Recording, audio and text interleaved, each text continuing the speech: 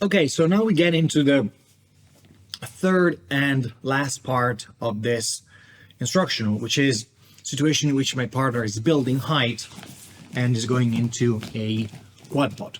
So this is a situation that you see a lot in wrestling, a little bit less in jiu-jitsu, but it will become more and more common as the time goes on. So my partner builds height. Okay, great. Now it's going to be fairly hard to submit. It's going to be fairly hard to go behind. Again, not impossible. You can go into Anaconda from here, take away his basic support, Olympic rolls. You can do into drags here. There are all sorts of things that you can do. But as a general rule, it's going to be harder than doing it on a sort of more grounded opponent. But now we can go into different kind of short offense, which is leg tackle. So before we talk about anything else, there are two kind of overall strategies that we need to discuss. First of all is the interplay again between bottom position and back exposure. So this is going to be a constant theme throughout this whole little series. Whenever I put my partner down, stand up.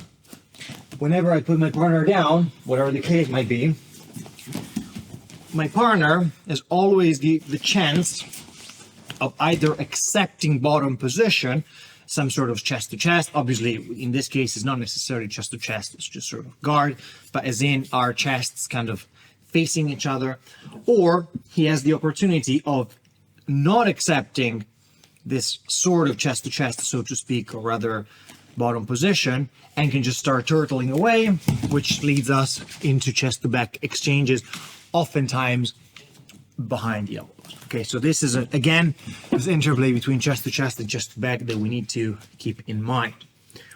The other overarching dilemma is between a leg tackle and a meta return. This is something that doesn't get discussed a lot, but it's very important.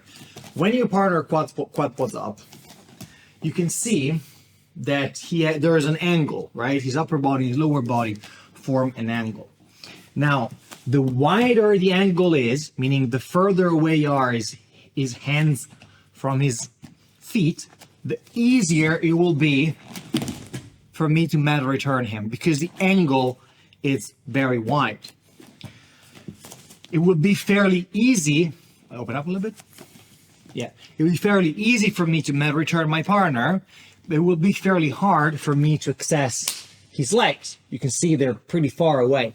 Whenever a leg is too far away, it's often the case that you can just drag and meta return your partner. The more my partner's hips and hands and feet are close together, now he's bearing most of his weight with his legs. So when I go to drag him, yeah, sure, I might be able to drag him, but it's going to be much harder because he's in a much more stable position. When I go to drag him, he's just much more stable. But now his legs are available in a variety of ways, okay? So that's a very interesting dilemma that you always want to consider and you want to play it in combination. So the way it would look is that your partner quadpods up, you start threatening a leg tackle, bring everything down. Okay, so always keep this in mind whenever we go into quadpod. If you notice that your partner's legs are out of reach, oftentimes it's going to be much easier to just meta return your partner with a nice drag. Say 26 leg tackle attacks.